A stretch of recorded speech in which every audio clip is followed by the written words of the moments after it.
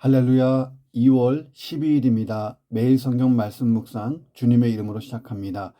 요한복음 4장 43절부터 54절의 말씀입니다. 이틀이 지남에 예수께서 거기를 떠나 갈릴리로 가시며 친히 증언하시기를 선지자가 고향에서는 높임을 받지 못한다 하시고 갈릴리에 이르심에 갈릴리인들이 그를 영접하니 이는 자기들도 명절에 갔다가 예수께서 명절 중 예루살렘에서 하신 모든 일들을 보았음이더라. 예수께서 다시 갈릴리 가나에 이르시니 전에 물로 포도주를 만든 곳이라. 왕의 신하가 있어 그의 아들이 가버나움에서 병들었더니 그가 예수께서 유대로부터 갈릴리로 오셨다는 것을 듣고 가서 청하되 내려오셔서 내 아들의 병을 고쳐주소서 하니 그가 거의 죽게 되었습니다. 예수께서 이르시되 너희는 표적과 기사를 보지 못하면 도무지 믿지 아니하리라. 신하가 이르되 주여 내 아이가 죽기 전에 내려오소서. 예수께서 이르시되 가라 내 아들이 살아있다 하시니 그 사람이 예수께서 하신 말씀을 믿고 가더니 내려가는 길에서 그 종들이 오다가 만나서 아이가 살아있다 하거늘 그 낫기 시작한 때를 물은즉 어제 7시에 열기가 떨어졌나이다 하는지라. 그의 아버지가 예수께서 내 아들이 살아있다 말씀하신 그때인 줄 알고 자기와 그 온 집안이 다 믿으니라. 이것은 예수께서 유대에서 갈릴리로 오신 후에 행하신 두 번째 표적이니라. 아멘. 자, 오늘 본문의 이야기는 기적 이야기입니다. 그런데 본문 54절에 따르면 이 이야기는 기적이 아니라 표적이다. 이렇게 기록되어 있습니다. 이 표적이라는 것은 교훈을 주기 위한 목적을 가진 기적입니다. 예수님이 이 기적을 행하신 이유는 교훈을 주기 위해서 하셨다는 거예요. 그러니까 본문의 이야기는 우리에게 무언가 교훈을 주시고자 하는 기적 이야기라는 거예요. 그러니까 본문의 기적 이야기는 갈릴리에서 있었던 왕의 신하의 아들을 치유한 사건입니다. 그러니까 예수님이 사마리아 여인을 만났고 사마리아인들에게 복음을 전해서 부흥이 일어났고 이 사마리아를 떠나서 갈릴리로 들어가신 거예요. 자, 그리고 처음 가신 곳이 전에 물이 포도주로 변하는 기적을 베풀었던 가나로 가셨다는 것입니다. 이 가나에서 이 일이 일어난 거예요. 자, 한편 이 가버나움에서는 왕의 신하의 아들이 죽을 고비를 몇 차례 넘겨가면서 생명을 겨우겨우 이어가고 있었어요.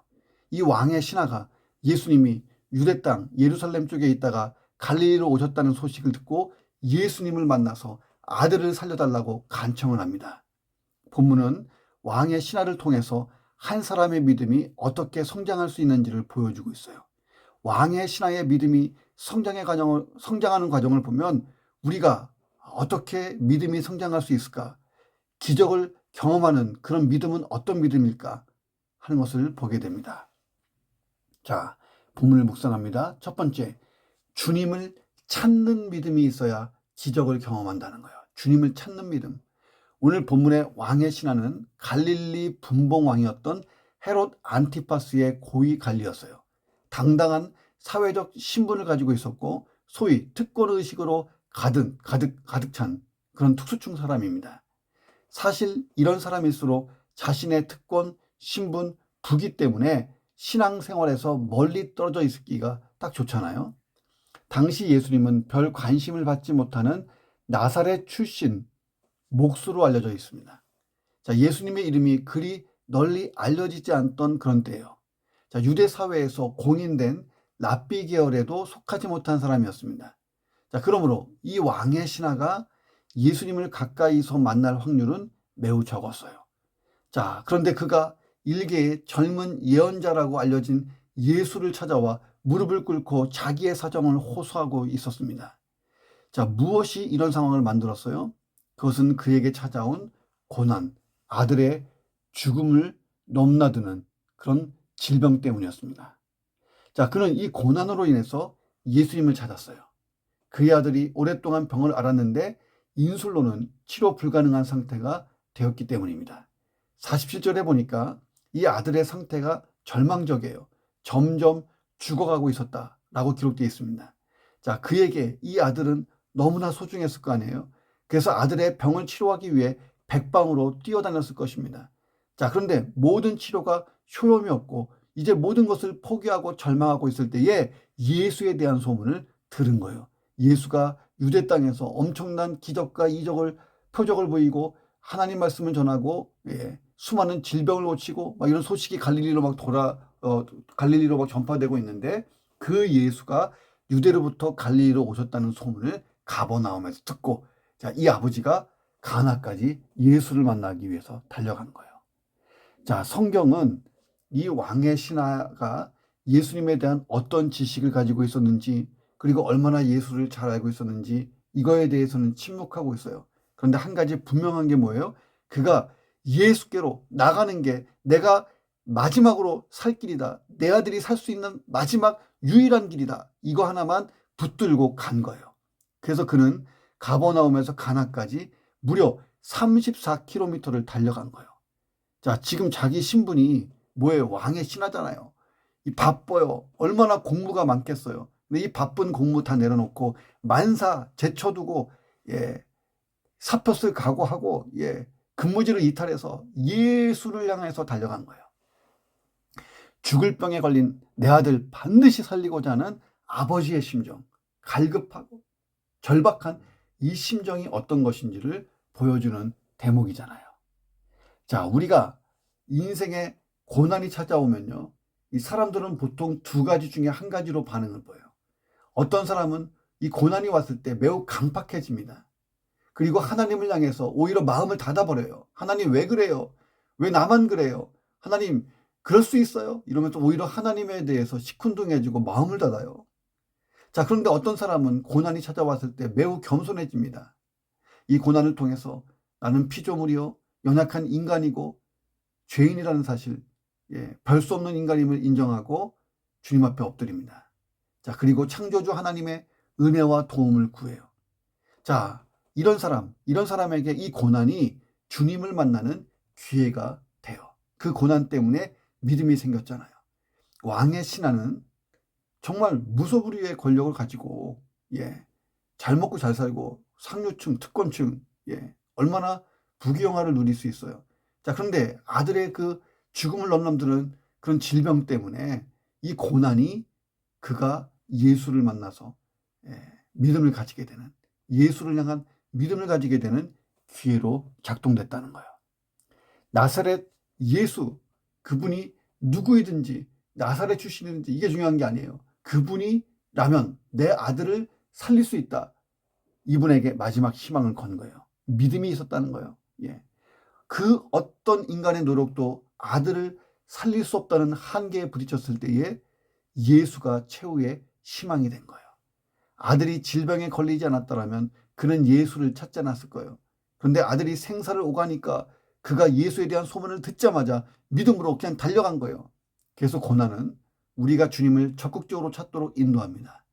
이 사람에게 고난이 유익인 거예요. 혹시 고난 중에 있습니까? 달려가세요, 주님 앞에. 자, 우리가 고난을 당하지 않고도 주님을 잘 믿을 수 있다면 이거 참 복된 신앙이에요. 고난 없이도 내가 믿음이 성장하고 믿음 생활 잘할 수 있다. 이거 복된 신앙이죠. 자, 그런데 주님은 때로 절망의 깊이를 모르고 사는 우리에게 어떤 폭풍우를 만나게 하셔서 우리의 믿음을 성장시켜 주십니다. 이 폭풍우가 우리를 흔들어 깨워요. 그래서 주님께로 나아가게 하는 어떤 사인, 통로가 됩니다. 주님의 따뜻한 은총이자 사랑이라는 거예요. 이 고난이. 그래서 C.S. 루이스가 한 말이 있어요. 고난은 하나님의 메가폰이다. 자, 평안할 때는 들리지 않았던 주님의 음성이 고난 중에 잘 들려요. 매일 성경 말씀 묵상 아침마다 하지만요. 내가 고난 중에 있으면 더 잘 들려요. 어려움 중에 있으면 더 잘 들려요. 그러나 평화롭고 모든 것이 잘 되고 형통하고 바쁘고 즐거워 봐요. 이 매일 성경 말씀 묵상이 잘 안 들려요. 그렇지 않습니까? 주님의 음성이요. 고난 중에 잘 들린다는 거예요. 때로는 주님이 풍파를 우리에게 보내시고 이런 고난을 통해서 우리와 만나고자 하십니다. 주님은 이 고난을 통해 큰 소리로 말씀하시는 거예요. 이 왕의 신하도 고난 때문에 예수 앞에 나왔어요. 혹시 고난 중에 계세요? 그러면 오늘 주님께 좀 더 나가보세요. 그러면 확실히 더 잘 들립니다. 이 풍랑이라요 더 빨리 나아가게 되는 것입니다. 고난 중에 더 큰 음성으로 들려주시는 주님의 음성 잘 듣고 고난을 이길 뿐 아니라 고난을 이기는 것 정도, 고난을 벗어나는 게 우리의 목표가 아니잖아요. 우리의 믿음, 우리의 영적 신앙의 깊이가 확 올라가기를 주님의 이름으로 축원합니다. 두 번째, 주님의 기적을 기대하는 믿음. 기대하는 믿음이 있어야 이 기적도 경험하는 거예요. 나는 기적 필요 없어요 라고 말하는 사람이 있어요. 그가 그렇게 말하는 이유가 있죠. 아직 그의 인생에서 진짜 겉샘풍랑 제대로 만나보지 못했기 때문이에요. 내 힘으로 어찌해 볼 수 없는 진짜 삶의 궁지에 빠지면 저절로 하나님을 찾아요. 그래서 메가다 장군이 하신 말씀이 있죠. 포탄이 머리 위로 날아다니고 있는 전쟁터의 참호 속에 무신자가 한 명도 없다. 누구나 다 하나님을 찾는다는 거예요. 그 절박한 상황, 긴박한 상황, 위기의 상황에서 사람이 절박하면 하나님을 찾는다는 거예요. 이것은 신앙인이든 비신앙인이든 똑같아요. 우리가 하나님으로부터 왔기 때문입니다. 신앙이란 내심으로 해결할 수 없기 때문에 그걸 인정하고 하나님을 바라보는 거예요. 왕의 신하는 기적을 원했어요. 주여, 내 아이가 죽기 전에 내려오십시오. 그의 마음이 너무 다급해요. 예수님이 한시라도 빨리 가나에서 가버나움으로 이동하기를 원했던 것입니다. 이 왕의 신하의 상식이 뭐예요? 예수님께서 빨리 아들에게 가셔서 35km를 가셔서 어떤 조치를 취하는 거예요. 명령하시든 손을 얹고 기도하시든. 자, 그런데 주님의 기적은 이 왕의 신하의 상식과 전혀 다르게 펼쳐집니다. 50절 보세요. 가라! 내 아들이 살았다. 자, 예수님이 원격 조정으로 그의 아들을 치유하셨다는 거예요. 원격 조정. 자, 왕의 신하는요, 34km의 거리를 초월해서 역사할 수 있는 주님의 초자연적 능력, 4차원적 능력을 알지 못했어요. 자, 우리는 내 상식에 근거해서 하나님의 능력을 제한할 경우가 많이 있어요. 우리의 믿음은 내 능력의 한계를 인정할 때 그때부터 성장하는 거예요. 자, 그런데 내 상식도 내려놓을 때 진짜 더 깊이 성장해요. 하나님께서는 하나님의 방법대로 기적을 일으키세요. 왕의 신하도 자기가 가진 상식을 버려야 믿을 수 있는 거예요. 34km의 거리를 초월해서 기적을 일으키시는 주님의 능력을 믿을 수 있어야 돼요. 우리가 주의 기적을 사모하기를 원합니다. 그런데 우리가 놓치지 말아야 될 것이 있어요. 48절에 보니까 예수님이 하신 말씀, 너희는 표적과 기사를 보지 못하면 도무지 믿지 아니하리라. 다시 말하면 표적과 기사를 보지 않아도 믿는 믿음이 더 진짜 믿음이라는 거예요. 더 정확히 말하면 표적과 기사를 보는 것보다 더 중요한 것은 표적과 기사를 일으키시는 분 예수가 누군지 제대로 아는 게 중요하다 하는 것입니다. 왕의 신하는 예수님이 누구인지 똑바로 알아야 했어요. 그래야 예수님이 내 인생의 문제를 해결할 수 있다는 믿음을 가질 수가 있는 거예요. 그래야 예수님의 기적을 기적할 수 있고 믿을 수 있는 거예요. 기대할 수 있고 믿을 수 있는 거예요. 이것은 관계의 문제예요. 나와 주님의 관계. 여러분에게 예수 그리스도, 주님은 누구세요? 주님이면 충분합니까? 자, 그러면 그 주님을 온전히 붙드시면 되는 거예요. 자, 그리고 나를 위해 행하실 기적을 기대해 보시기를 주님의 이름으로 축원합니다. 세 번째, 예수님의 말씀, 주님의 말씀을 믿는 믿음이 있어야 기적을 경험하는 거예요. 사마리아 땅에서 갈릴리로 사역지를 옮기면서 예수님이 이렇게 말씀하셨어요. 선지자가 고향에서는 높임을 받지 못한다. 자, 갈릴리 사람들은 예수님을 외형적으로 알고 있어요. 나사렛 출신 목수, 그 아버지는 요셉이고 어머니는 마리아, 이런 식으로. 예수님이 행하시는 능력에 관심이 많았지만 예수님의 제자가 되기를 원하는 사람이 거의 없었어요. 심지어 노골적으로 예수님을 죽이려는 시도까지 했어요. 어디가? 나사렛 사람들이 그랬잖아요. 자, 몇 사람들만 충실하게 예수님을 쫓아다녔어요. 아이러니한 것은 예수님께서 갈릴리에서 참 많은 기적을 일으켰어요. 자, 우리는 기적을 많이 본다고 해서 반드시 믿음 좋은 사람이 되는 것은 아니다는 것을 발견해요. 48절에 보면 예수님 말씀하세요. 너희는 표적과 기사를 보지 못하면 도무지 믿지 못하리라. 자, 유대인이나 갈릴리인들이 가진 한 가지 공통점이 있는데 표적주의 신앙이에요. 도무지 믿지 아니하리라. 확실히 믿지 않을 거다. 강조하는 부정적인 표현이잖아요. 자, 그들은 예수님의 공생의 기간 동안 끊임없이 표적을 보여주세요. 기적을 보여주세요. 이렇게 요청했어요. 기적을 추구하는 게 나쁜 건 아니죠. 그러나 기적 중심의 신앙이 건강하지 못한 거예요. 잘못된 방향으로 나갈 수 있어요. 기적을 기대할 때 사람들은 자기 문제에서 빠져나오기 위해 자기가 구하는 해답만 추구해요. 자, 그래서 신앙이 자기 중심의 신앙으로 일그러질 수 있는 게 기적주의 신앙이에요. 우리는 기적을 추구하는 믿음에서 한 단계 더 나아가야 되는데 그것은 말씀을 믿는 믿음이에요. 예수님이 그에게 말씀하십니다. 가라! 내 아들이 살아있다. 자, 그리고 이 신하가 예수님께서 하신 말씀을 그대로 믿고 집으로 가요. 말씀만 믿고 믿음으로 행동한 거예요. 아직까지 기적은 못 봤어요. 그렇죠? 근데 말씀만 믿고 가는 거예요. 말씀을 믿고. 왕의 신하의 믿음이 새로운 차원으로 도약하는 순간이잖아요. 자, 원어 성경으로 볼 때 본문에 믿고, 이 믿고는 확신했다, 맡겼다 의미가 있어요. 이 문제 전체를 예수께 맡기고 그대로 될 줄로 믿고 가는 거예요. 상상해 보세요. 그가 처음 예수님을 향해서 달려왔을 때 얼마나 다급한 마음으로 왔어요. 아들의 병에 대해서 말씀드릴 때 눈물이 펑펑 쏟아지면서 했을 거 아니에요. 그동안의 마음고생은 물론 지금도 불안한 마음에 어찌할 바를 몰라서 패닉 상태였을 거예요. 자, 그런데 다시 집으로 돌아가는 이 길은 느긋느긋해졌어요. 왜? 말씀에 대한 확신을 가지고 가기 때문에. 그의 마음이 기쁨과 기대로 충만해요. 희망을 안고 빠르게 걸음을 옮기고 있는데 진짜 감동적인 일이 앞에서 오고 있어요. 아들이 살아있다는 소식을 가지고 종들이 가버나움에서 달려오다가 주인 앞에 왔어요. 주인님, 아들이 살았습니다. 그래, 언제부터 그랬니? 정말 놀라운 일은 아들의 열기가 떨어져서 죽음의 문턱에서 건져냄을 받은 그 시각이 예수님이 가라, 내 아들이 살았다 라고 말씀하신 시간과 일치했던 거예요. 자, 이 기적 때문에 그의 온 집안이 다 구원을 받는 역사가 일어납니다. 너희는 표적과 기사를 보지 못하면 도무지 믿지 아니하리라. 자, 갈릴리 사람들은 수많은 표적과 기사를 봤어요.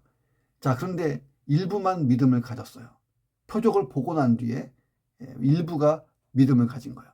자, 그런데 이 사건 바로 앞에 있는 이 4장, 요한복음 4장에 사마리아의 부흥 보세요. 예수님이 사마리아 여인이 내가 메시아를 만났다. 사람들이 다 예수에게 몰려왔어요. 예수님의 말씀을 듣고 이제 너가 얘기하는 것 때문에 우리가 믿는 게 아니라 메시아가 직접 말씀하시는 이야기를 듣고 우리가 믿음을 갖는다 라고 얘기했잖아요. 예수님이 사마리아에서 기적 행했어요? 아니에요. 표적 없었어요. 그냥 말씀만 전했어요. 근데 그 말씀을 믿었던 수많은 사람이 예수를 그리스도로 믿고 영생을 얻게 되는 놀라운 부흥이 일어났어요. 사마리아는 말씀을 듣고 믿었어요. 그리고 예수님을 이틀씩이나 붙잡아줄 만큼 말씀을 열심히 듣는데 열정적이었습니다. 자, 오히려 갈릴리보다 사마리아가 열매가 더 많았잖아요. 주님의 말씀, 성경 말씀은요, 생명이 있어요. 여러분 믿습니까? 말씀 자체가 기적을 담고 있고 말씀 자체가 생명을 담고 있어요. 주님의 말씀에는 인간의 지식과 상식과 고정 개념을 깨고 역사하는 능력도 담겨 있어요. 자, 그래서 기적을 보고 믿는 믿음도 중요하지만 말씀을 믿는 믿음은 더 위대한 거예요. 성경 보세요. 하나님 말씀이 있었고 그 말씀을 믿는 사람들이 있었고 그 말씀이 이루어질 때 엄청난 기적들을 체험하는 사람들이 있었어요. 노아 홍수도 그렇게 일어났잖아요. 홍수 예고가 있었고 하나님 말씀이 있었고 그 홍수 예고를 믿고 준비하던 노아가 있었고 그리고 홍수가 말씀 그대로 터졌고 노아는 기적을 체험했잖아요. 여리고성도 그렇게 무너졌어요. 자, 그렇다면 주님이 내게 주시는 말씀을 붙들어 보세요. 가라, 내 아들이 살아있다. 예, 이 신하 아직까지 기적을 못 봤어요. 그러나 네 아들이 살아있다. 내 아들이 산 것으로 믿고 달려간 거예요. 말씀을 붙들고 집으로 달려갔어요. 자, 이 신하의 믿음이 예수에게 올 때와 갈 때 얼마나 큰 변화가 생긴 거예요. 하나님의 말씀인 성경은요, 기적의 책이에요. 말씀을 믿고 말씀을 따라 행동했던 사람들이 그 말씀을 경험하고 그 말씀이 가지고 온 기적을 체험한 이야기도 가득 차 있습니다. 자, 그 시대와 내가 사는 시대가 달라요. 환경은 달라요. 그런데 하나님 말씀은 그대로예요. 그 시대나 지금이나 똑같이 역사하는 거예요. 똑같이 파워풀한 거예요. 그래서 내가 믿음으로 하나님 말씀을 붙들면 나는 영원부터 영원까지 역사하는 하나님의 능력과 맞닿아지는 거예요. 성경의 기적이 나의 기적이 되는 그날이 오는 것입니다. 내 삶의 기적을 기대하면서 먼저 주님 앞에 나가 엎드리세요. 나의 고난과 아픔은 주님을 간절히 찾는 기회가 되는 거예요. 내 힘으로 어찌해 볼 수 없는 이 현실에서 주님이 일하실 것을 기대하고 맡겨요. 주님의 기적을 바라봐요. 그리고 들어보세요. 주님이 하시는 말씀을 들어보는 게 중요해요. 때로는 성경 구절을 통해서 정확하게 말씀하십니다. 때로는 구체적인 어떤 단어를 내 마음에 새겨주십니다. 때로는 구체적인 어떤 그림을 보여주시기도 해요. 우리의 상황에 맞게, 우리의 처지에 맞게, 각자의 어떤 은사와 영적 능력에 맞게 하나님이 말씀하십니다. 구체적으로 말씀하셔서 마음으로 깨닫게 하세요. 환경을 통해, 목사님이나 믿는 자들의 입을 통해, 예배 중에 들려지는 설교 말씀을 통해도 깨닫게 하십니다. 내가 들을 수 있도록 내 수준에 맞게 주님은 계속해서 말씀하세요. 그때 그 말씀을 붙드는 순간 기적을 경험하는 믿음이 생기는 거고, 그 믿음이 내 인생을 바꿔요. 그 역사가 경험되기를 주님의 이름으로 축원합니다. 기도하겠습니다. 하나님, 인생에 어려움이 있을 때에 사람을 찾아서 하소연하고 원망하고 불평하는 시간에 한 번 더 주님 앞에 나와 엎드리고 주님을 기대하고 주님을 찾는 믿음 있게 도와주옵소서.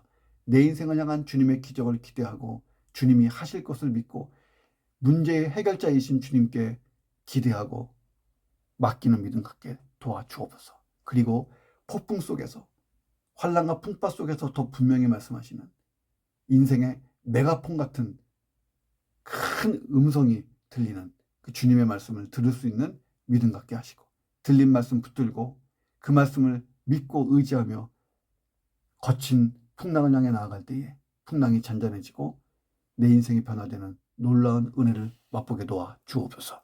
존귀하신 예수 그리스도의 이름으로 기도합니다. 아멘.